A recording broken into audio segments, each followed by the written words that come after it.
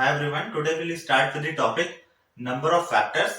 तो number of factors निकालने के लिए सबसे पहले जो कॉन्सेप्ट है वो हमें जानना चाहिए प्राइम फैक्टराइजेशन। प्राइम फैक्टराइजेशन का मतलब होता है कि हम किसी भी नंबर को उसके फैक्टर्स में प्राइम फैक्टर्स में डिवाइड कर लें। प्राइम फैक्टर्स में उसको हम क्या करें, सम अप कर लें। जैसे कि अगर हम 90 को कहें तो उसको हम लिख सकते हैं 2 इंटू 3 इंटू 3 इंटू 5 और अगेन हम उस 3 को क्या लिख सकते हैं 3 स्क्वायर। तो this will be 2 into 3 square into 5। तो ये क्या हो गया कि ये प्राइम फैक्टराइजेशन में सम अप कर लिया हमने एक नंबर को। Now coming back to the topic कि हम नंबर ऑफ फैक्टर्स निकालेंगे तो पहले एक बेसिक मेथड पे जाते हैं, फिर हम वापस प्राइम फैक्टराइजेशन पर आएंगे।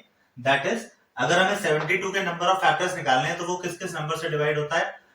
1 2 3 4 6 8 9 12 18 24 48 है 72, यानी कि ये 12 नंबर्स है जिनसे डिवाइड होता है।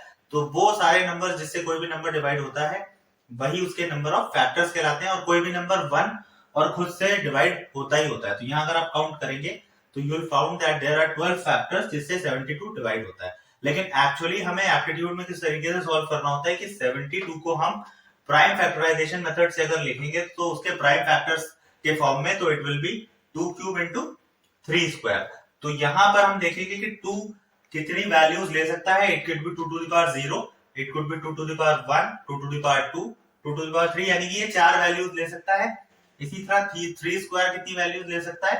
It can be 0, it can be 1, it can be 2, यानी कि 3 to the power 0, 3 to the power 1 and 3 to the power 2। अगर हम दूसरे वे में देखें तो ये n+1 वैल्यूज ले सकता है, ये m+1 वैल्यूज ले सकता है। तो दिस विल बी 3+1 यानी कि 4 और दिस विल बी 2+1 यानी कि 3। तो number of values taken by this portion will be 4 and number of values taken by this portion will be 3। इन दोनों को आपस में मल्टीप्लाई करेंगे तो क्या आएगा? 4 into 3 यानी कि 12। तो यानी कि हमने ये निकाल लिया कि नंबर ऑफ फैक्टर्स हम प्राइम फैक्टराइजेशन से कैसे निकालते हैं। Now will move up to ahead into this topic. So will start here with the generalization process. तो नंबर ऑफ फैक्टर्स का जनरलाइजेशन प्रोसेस क्या है? अगर हम देखेंगे कि कोई नंबर कैपिटल n है तो उसको उसके प्राइम फैक्टर्स के फॉर्म में हम कैसे लिख सकते हैं?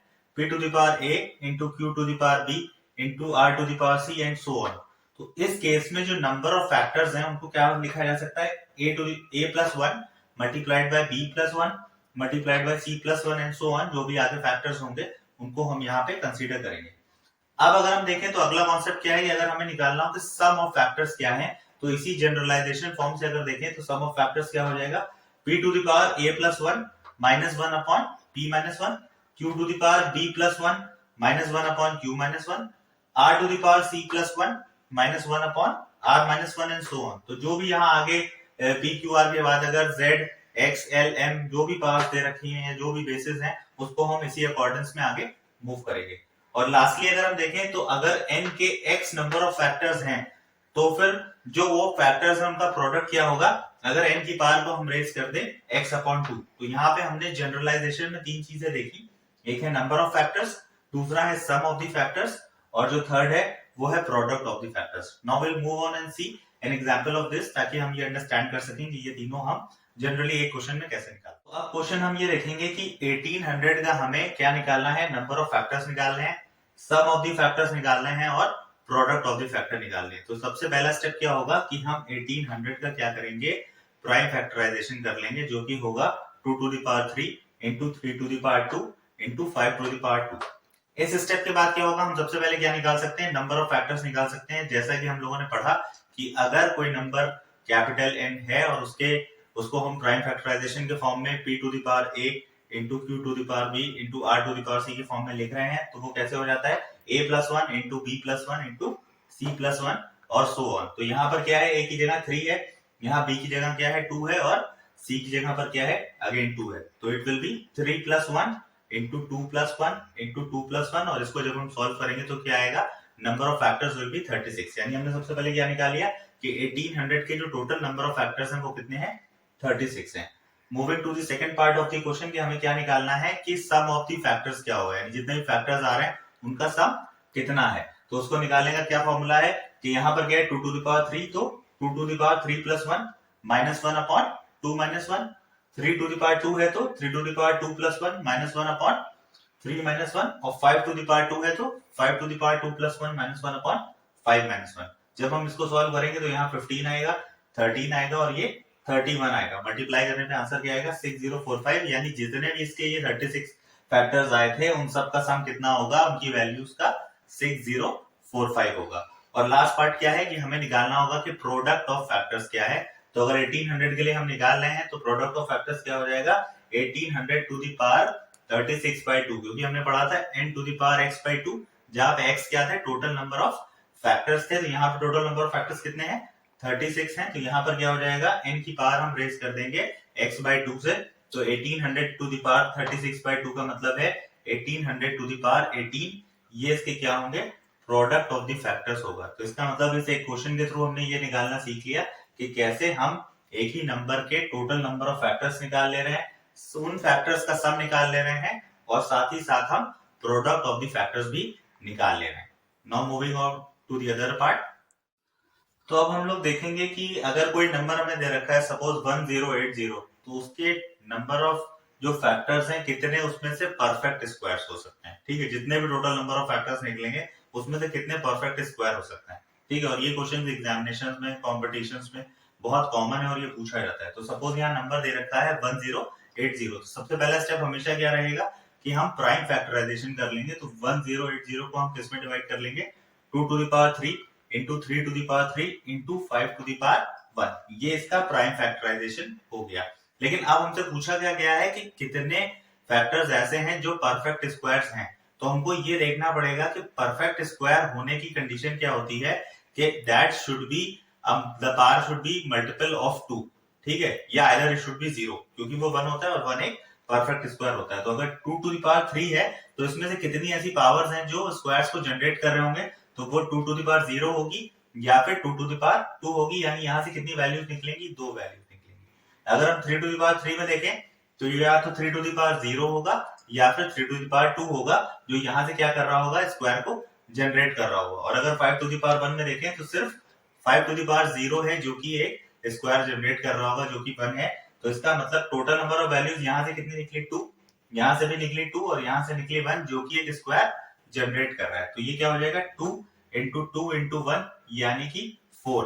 तो टोटल कितने ऐसे इसके फैक्टर्स हैं जो कि परफेक्ट स्क्वायर होंगे, वो 4 होगा। अगर थोड़ा फिर से हम रिकॉल करना चाहें तो एक शॉर्ट इलस्ट्रेशन से और देख सकते हैं, वो क्या है 2 to the power 5, 3 to the power 6 और 5 टू द पावर 2। इसमें भी हमें यही निकालना है कि टोटल नंबर ऑफ फैक्टर्स जो हैं उसमें से कितने जो हैं वो एक परफेक्ट स्क्वायर होंगे। तो बहुत जल्दी जल्दी देखते हैं कि 2 टू द पावर 5 में कौन कौन सी वैल्यूज स्क्वायर जनरेट कर रही होंगी। वो 2 टू द पावर 0 होगी या 2 टू द पावर 2 या 2 to the power 4। Similarly 3 to the power 6 में अगर देखें तो 3 to the power 0, 3 to the power 2, 3 to the power 4 और 3 टू द पावर 6 है, जो कि यहाँ से स्क्वायर जनरेट कर रही होगी। यानी ये 4 वैल्यूज ले रहा है, ये 3 वैल्यूज ले रहा है। और अगर हम देखें 5 स्क्वायर तो यहाँ से 5 टू द पावर 0 और 5 टू द पावर 2 यानी कि 2 वैल्यूज। तो अगर हम इन तीनों को आपस में सम अप करें तो 3 इंटू 4 इंटू 2 यानी कि 24, यानी कि इस वाले इलस्ट्रेशन में क्या है 24 ऐसे फैक्टर्स हैं जो कि क्या कर रहे हैं परफेक्ट स्क्वायर्स जनरेट कर रहे हैं, परफेक्ट स्क्वायर्स हैं। तो इस मेथड से हम निकालते हैं कि अगर कोई भी नंबर हमें n दे रखा है उसके टोटल नंबर ऑफ फैक्टर्स में से कितने परफेक्ट स्क्वायर हैं।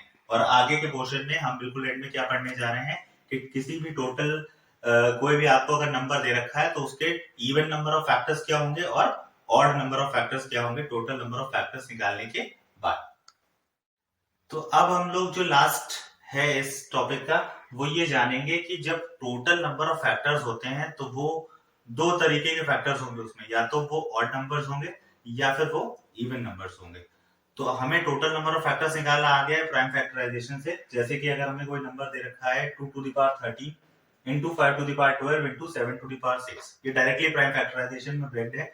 तो हमें इसके टोटल नंबर ऑफ फैक्टर्स निकालेंगे तो हम डायरेक्टली क्या कर देंगे 13 plus 1 multiplied by 12 plus 1 multiplied by 6 plus 1 यानी 14 इंटू 13 इंटू 7, ये टोटल नंबर ऑफ फैक्टर्स निकल आएगा। इतना हम लोग अभी तक जान चुके हैं, सीख चुके हैं। अब हम आगे फर्दर मूव करेंगे कि इस टोटल में से कितने ऐसे फैक्टर्स हैं जो कि ऑड नंबर्स होंगे। तो उसका मतलब क्या है ऑड नंबर्स होंगे।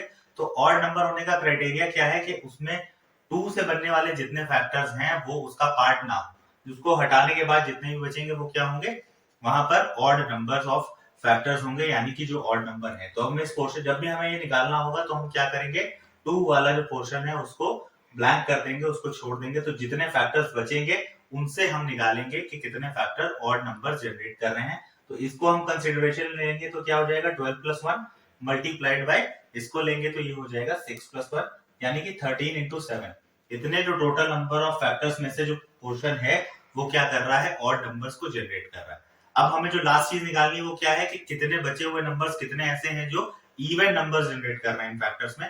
तो टोटल फैक्टर्स में से अगर हम ऑड नंबर्स बनने वाले फैक्टर्स को माइनस कर देंगे तो जितना बचेगा वो क्या होगा, इवन नंबर ऑफ फैक्टर्स होगा। तो टोटल फैक्टर्स कितने निकले थे, 14 × 13 × 7, और इसमें से हम ऑड नंबर्स वाले फैक्टर्स कितने निकले थे, 13 × 7। इनको आपस में माइनस कर देंगे तो सॉल्व करने पर आएगा 1183, यानी कि ये वो नंबर ऑफ फैक्टर्स हैं जो कि क्या कर रहे हैं, इवन नंबर्स जनरेट कर रहे हैं। तो इस तरीके से हमने इस ओवरऑल टॉपिक को समझा है कि कैसे हम टोटल नंबर ऑफ फैक्टर्स निकालते हैं, कैसे हम सम ऑफ फैक्टर्स निकालते हैं, कैसे हम प्रोडक्ट ऑफ फैक्टर्स निकालते हैं, कैसे हम उन फैक्टर्स में से ऑड नंबर्स कितने हैं ये निकालते हैं, उन फैक्टर्स में से इवन नंबर्स कैसे हैं ये सारे निकालते हैं। एंड आई एम होपफुल कि ये टॉपिक आपको समझ में आया होगा, and very soon will meet up with the another topic. Thank you so much.